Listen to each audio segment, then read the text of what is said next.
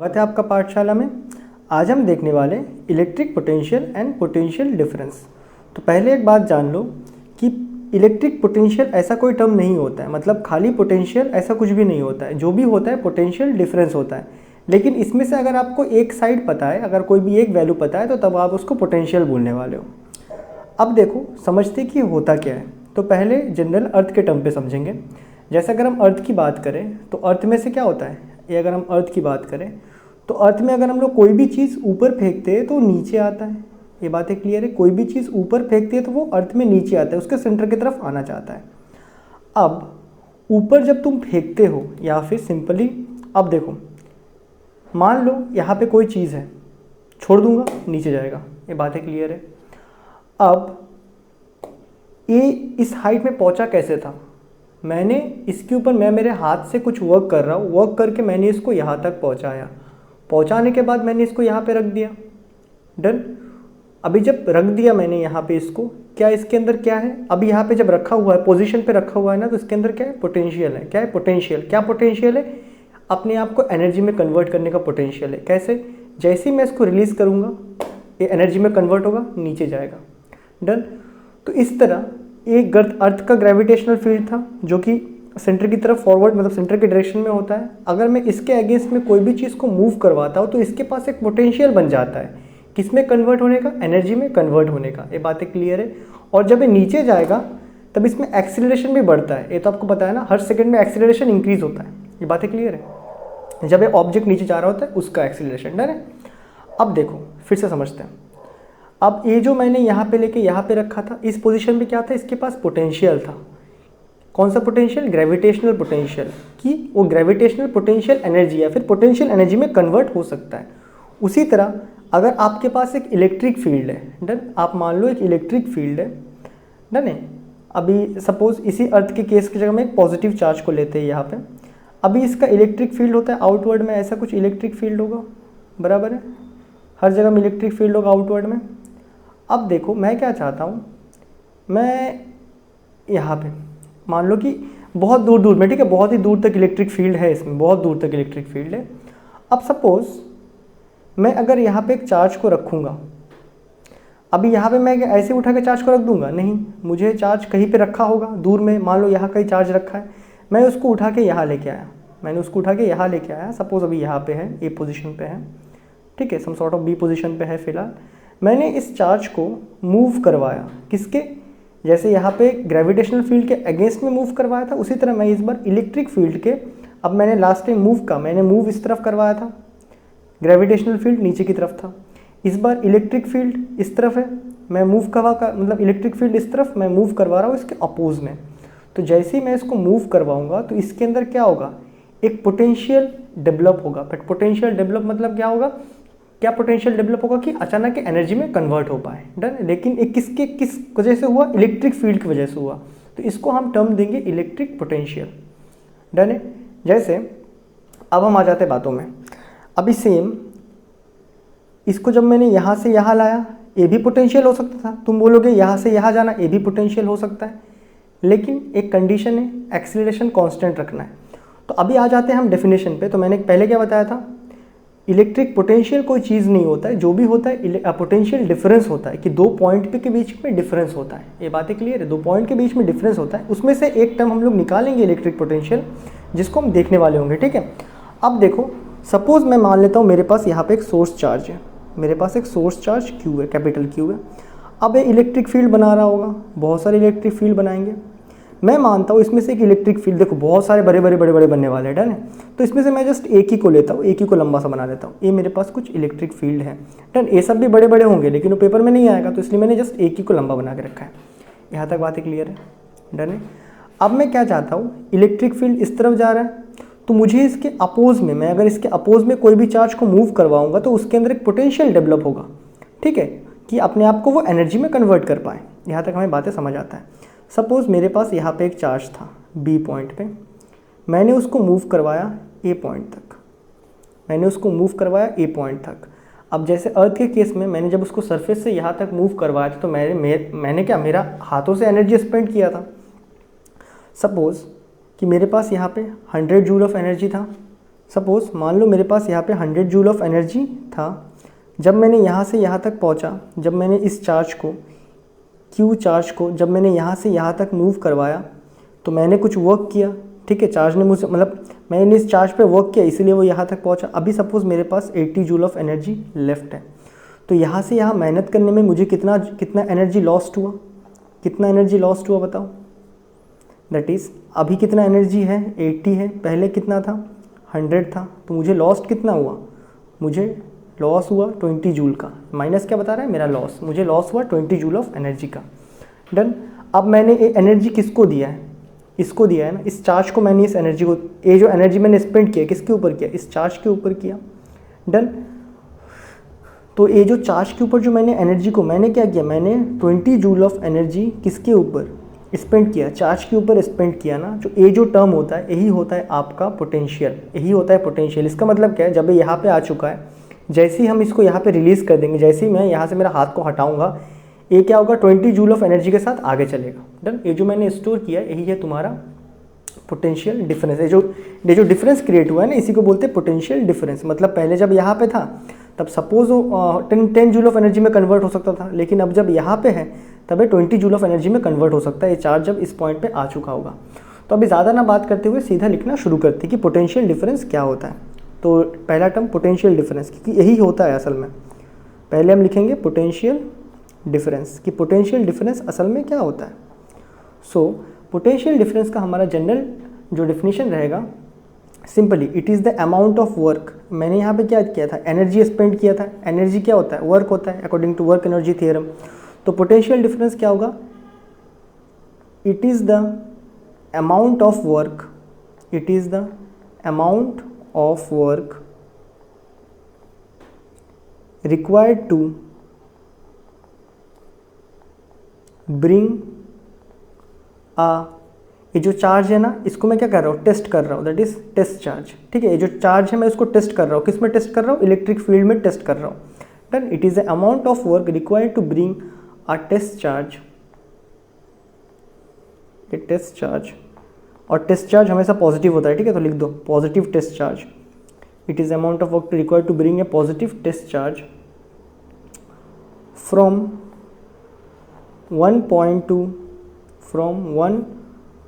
to another point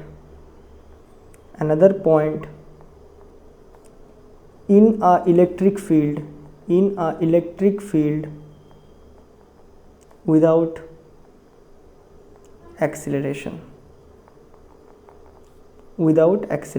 अब देखो, अभी जैसे कि मैं बोल रहा था कि तुम यहाँ से यहाँ ही क्यों मूव करवाते हो, यहाँ से यहाँ भी मूव करवा सकते थे ना।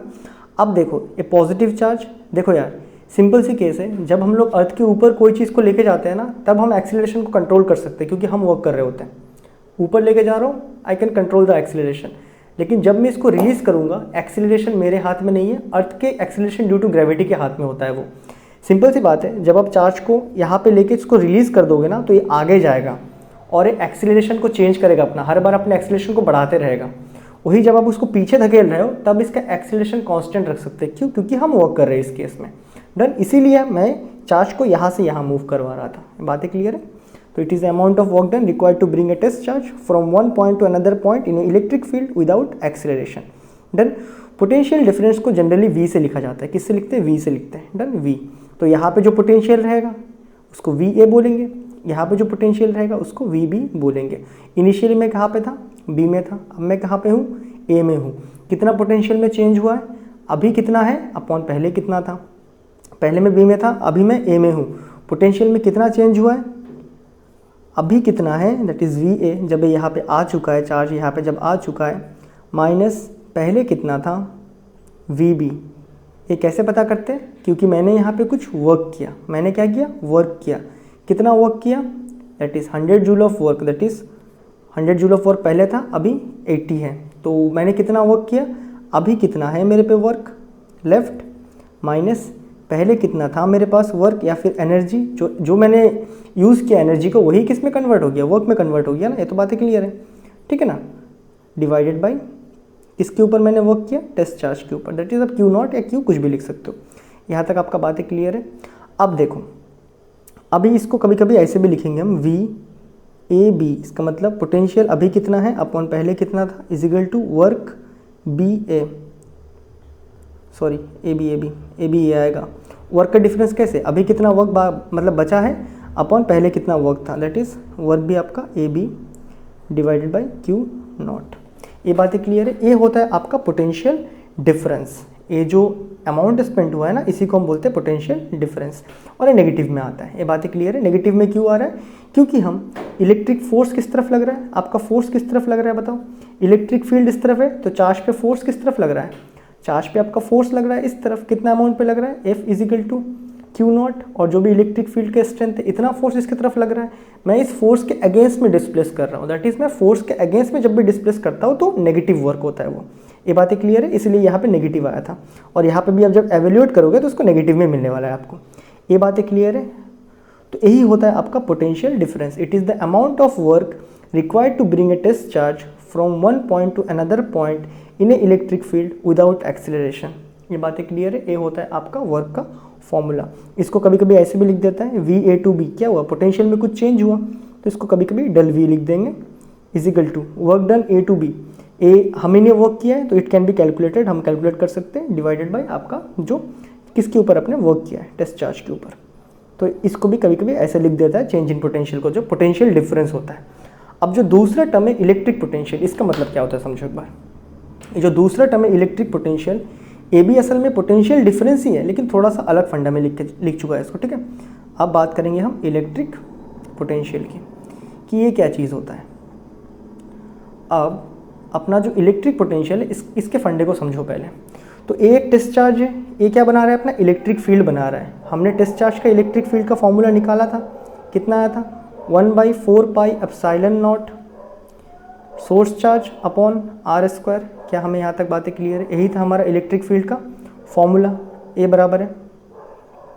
अब देखो, अभी अगर मैं तुम्हें बोलूँ कि इलेक्ट्रिक फील्ड जीरो कब होगा, सोर्स चार्ज कांस्टेंट है, 4 पाई एप्सिलॉन नॉट सब कांस्टेंट है। अगर मैं बोलूँ ये पूरा क्वांटिटी एक कांस्टेंट है, लेट इट सपोज भी सम सॉर्ट ऑफ कुछ भी एक कांस्टेंट, ठीक है, कुछ भी कांस्टेंट आएगा, इसको जब निकालेंगे हम कुछ एक कांस्टेंट 10 20 15 कुछ तो आएगा, डिवाइडेड बाई आर स्क्वायर। अभी अगर मुझे इलेक्ट्रिक फील्ड को जीरो करना पड़े तो मैं क्या करूँगा, जैसे मुझे पता है कोई भी नंबर को अगर हम कोई भी नंबर दैट इज़ कोई भी कांस्टेंट को अगर हम किससे डिवाइड करें, इन्फिनाइट से डिवाइड करें तो क्या वैल्यू आता है, ज़ीरो आता है। तो इसलिए हम यहाँ पे मान रहे हैं कि ये जो पॉइंट है ना, ये जो इलेक्ट्रिक फील्ड है इन्फिनाइट में ज़ीरो है। इन्फिनाइट में क्या होता है, इलेक्ट्रिक फील्ड ज़ीरो होता है। क्यों? क्योंकि यहाँ पे आर स्क्वायर का वैल्यू इन्फिनाइट पहुँचेगा। जैसे आर स्क्वायर को आप इन्फिनाइट में डालने वाले हो, मतलब आर स्क्वायर का वैल्यू इन्फिनाइट डालोगे तो पूरा टर्म जीरो निकल के आएगा। तो इलेक्ट्रिक फील्ड, इसे आप नोट लिख सकते हो कि at infinite electric field is zero. ये बात हमें पता है, और हमें ये भी पता है जहाँ पे इलेक्ट्रिक फील्ड होता है, जैसे यहाँ पे ग्रेविटेशनल फील्ड था तो पोटेंशियल था, जहाँ पे इलेक्ट्रिक फील्ड होता है वहाँ पे पोटेंशियल होता है। इलेक्ट्रिक फील्ड वहाँ पे नहीं है तो पोटेंशियल भी जीरो है।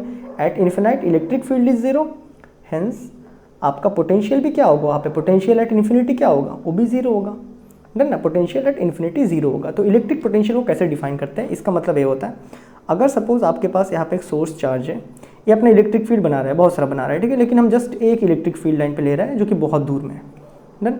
अब मान लो कि यहाँ पे कुछ इन्फिनाइट डिस्टेंस पे जाके इलेक्ट्रिक फील्ड खत्म हो चुका है, वहाँ पे उसका वैल्यू नहीं है, इलेक्ट्रिक फील्ड इन्फिनाइट में जाके खत्म हो चुका है। अभी अगर मैं बोलूँ कि तुम्हारे पास एक टेस्ट चार्ज यहाँ पे है, टेस्ट चार्ज या फिर चार्ज यहाँ पे, अगर तुम इसको इन्फिनाइट में मूव करोगे तो पोटेंशियल जीरो है तो वर्क तो होगा ही नहीं। पहला बात, अगर पोटेंशियल दोनों में जीरो है, पोटेंशियल में चेंज ही नहीं हो रहा है तो यहाँ पे वर्क वगैरह कुछ नहीं होने वाला है। अब देखो, अगर पोटेंशियल जीरो है तो आपका वर्क कितना होगा, जीरो होगा, वर्क एट इन्फिनाइट भी जीरो। आप यहाँ से देख सकते हो जो पोटेंशियल का फॉर्मूला क्या होता है, वर्क डन अपॉन चार्ज। देखो V A B is equal to W A B upon Q naught लिखा था ना। अगर पोटेंशियल यहाँ पे जीरो कर दोगे तो क्यू नॉट यहाँ जाके जीरो के साथ मल्टीप्लाई, तो वर्क भी क्या होगा, इन्फिनाइट में जीरो होगा। ये बातें हमें पता है। सपोज आपके पास यहाँ पे एक चार्ज है, आपने इस चार्ज को उठा के कहाँ लेके आई है, सपोज आप इस बी पॉइंट पे लेके आ गए। यहाँ तक बातें क्लियर है, आपने इस बी पॉइंट में इसको लेके आ गए। अब मैं चाहता हूँ कि तुम इन दोनों के बीच में पोटेंशियल डिफरेंस निकालो। तो कैसे निकालोगे पोटेंशियल डिफरेंस, तुम क्या बोलोगे, अभी वी बी में कितना है माइनस पहले कितना था, इन्फिनिटी में कितना था, इजिकल टू वर्क आपका अभी कितना है माइनस वर्क आपका इन्फिनिटी में कितना था, ऐसे ही तो इसको लिख रहा था ना, डिवाइडेड बाई किसको मूव करवाया, टेस्ट चार्ज को मूव करवाया। अभी देखो पोटेंशियल एट वी बी, ये तो कोई एक वैल्यू आएगा, इन्फिनिटी में पोटेंशियल कितना होता है, 0 होता है, equal to work done at B, यहाँ पे जब आएगा कुछ तो वर्क होगा क्योंकि इन्फिनिटी में 0 था, लेकिन उसके बाद जब भी आप यहाँ पे आएंगे इलेक्ट्रिक फील्ड के रेंज में तो आपको कुछ वर्क करना होगा उसको मूव करवाने के लिए, ठीक है। तो minus work done at infinity कितना था, वहाँ पे 0 होता है, पोटेंशियली नहीं है तो वर्क का तो बात ही नहीं होता है। तो ये अगर तुम यहाँ पे देखो V B equal to W B that is work done upon B Q naught, यहाँ पे एक सिंगल क्वांटिटी के टर्म पे पोटेंशियल आया है, क्या है, एक सिंगल क्वांटिटी के टर्म पे, यहाँ पे डिफरेंस में नहीं आया, एक सिंगल क्वांटिटी में आया है, इसी को हम इलेक्ट्रिक पोटेंशियल बोलते हैं, जो सिंगल क्वांटिटी में आता है। इसमें क्या हुआ, बेसिकली हमने एक फील्ड को नोन करवाया था, दैट इज इन्फिनिटी में रख के हमने 0 माना था।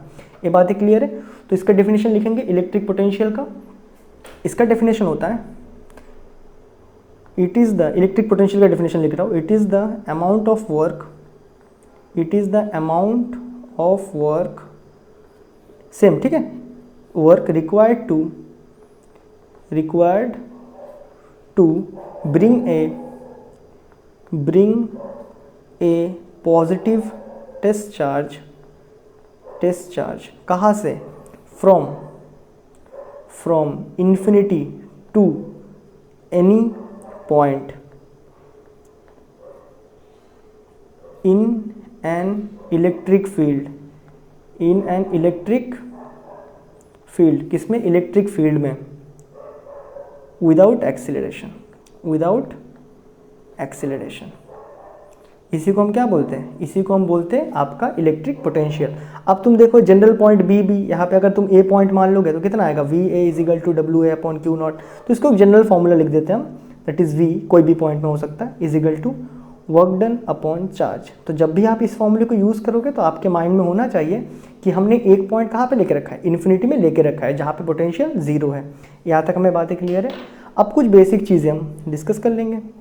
जैसे पहला बात कि ये वी तो मैंने लिख के रखा है ना, ये वी असल में है क्या, ये जो वी लिख के रखा है ये है क्या। तो पहले देखो ये जो पोटेंशियल है ना, जो जिसको वी लिख रहे थे, ये जो पोटेंशियल डिफरेंस है ना, जो पोटेंशियल डिफरेंस बोलो या फिर पोटेंशियल बोलो, इसका यूनिट क्या होता है, इसका यूनिट, पोटेंशियल का यूनिट। तो पोटेंशियल दोनों में देखो वर्क डन अपॉन चार्ज, यहाँ भी वर्क डन अपॉन चार्ज है। ए क्या है, in between two quantities, A separate quantities में। अब वर्क का यूनिट क्या होता है, जूल होता है, चार्ज का यूनिट कूलॉम होता है। तो याद रखना पोटेंशियल का यूनिट जूल पर कूलॉम भी होता है। लेकिन एक साइंटिस्ट है जिन्होंने बहुत ज़्यादा काम किया है इस इलेक्ट्रिसिटी के ऊपर, ठीक है, उनका नाम है वोल्टा। उनका नाम क्या है, वोल्टा।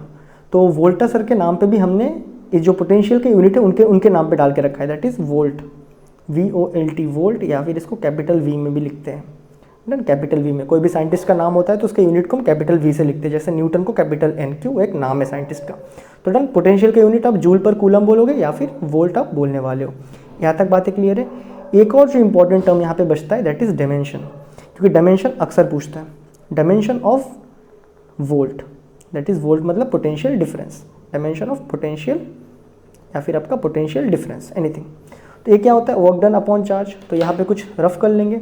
वर्क क्या होता है हमारा, यहाँ पे रफ ले लेते हैं, यहाँ पे रफ ले लेते हैं। वर्क क्या होता है हमारा, वर्क होता है जाके फोर्स इंटू डिस्प्लेसमेंट, बराबर, फोर्स मास इंटू एक्सेलरेशन और साथ में पुराना डिस्प्लेसमेंट, मास एक्सेलरेशन वेलोसिटी अपॉन टाइम, साथ में डिस्प्लेसमेंट, मास वेलोसिटी क्या होता है, डिस्प्लेसमेंट अपॉन टाइम, नीचे एक टाइम था तो t और साथ में डिस्प्लेसमेंट। तो क्या हो चुका है, md² t बाई मतलब t का नीचे स्क्वायर। तो इसका डायमेंशन लिख दोगे वर्क का तो क्या आएगा, मास, डिस्प्लेसमेंट को लेंथ में नापते हैं दैट इज़ l का स्क्वायर, t² नीचे आ गया तो t का पावर -2 ऊपर आ जाएगा। ये मैंने वर्क का डायमेंशन लिख दिया। अब चार्ज, तो मैंने आपको पहले ही बताया था चार्ज का जो आपने फर्स्ट डेफिनेशन पढ़ा है 1 कूलम चार्ज का, वो सफिशिएंट नहीं है, क्योंकि आप इसको दोबारा पढ़ने वाले हो, क्योंकि ना ही फोर्स हमारे पास फंडामेंटल क्वांटिटीज़ में है ना ही दूसरे, लेकिन हमारे पास फंडामेंटल क्वांटिटी में क्या है, इलेक्ट्रिक करंट है, बराबर। तो इलेक्ट्रिक करंट क्या होता है, Q अपॉन T होता है, जो आप थोड़ी देर बाद पढ़ने वाले होंगे, 3rd चैप्टर में, इसका नेक्स्ट चैप्टर में है। तो Q इजिकल टू आप यहाँ से I इंटू टी लिखोगे। I क्या है, करंट है, करंट को एम्पेयर में नापते हैं, टाइम को T में नापते हैं, तो AT एम्पेयर और यहाँ पे टाइम। इसको आप सॉल्व आउट कर लोगे तो आपके पास डायमेंशन निकल के आएगा पोटेंशियल का। तो कितना आ जाएगा, m का पावर 1, l का पावर -2 क्योंकि नीचे l नहीं है, +2, t का पावर नीचे एक +1 है ऊपर जाएगा -1, तो -2 -1 t⁻³ और एम्पियर नीचे प्लस में है, ऊपर जाएगा -1। तो ये होता है आपका डायमेंशन ऑफ क्या, पोटेंशियल का। यहाँ तक बातें क्लियर है। तो आज हमने कंप्लीट कर लिया electric potential and potential difference. तो नेक्स्ट वीडियो में हम देखने वाले हैं इसके और भी फंडे, जो कि होगा इलेक्ट्रिक फील्ड और पोटेंशियल का रिलेशन। डन। तो मैं मिलता हूँ आपसे नेक्स्ट वीडियो में, तब तक के लिए गुड बाय।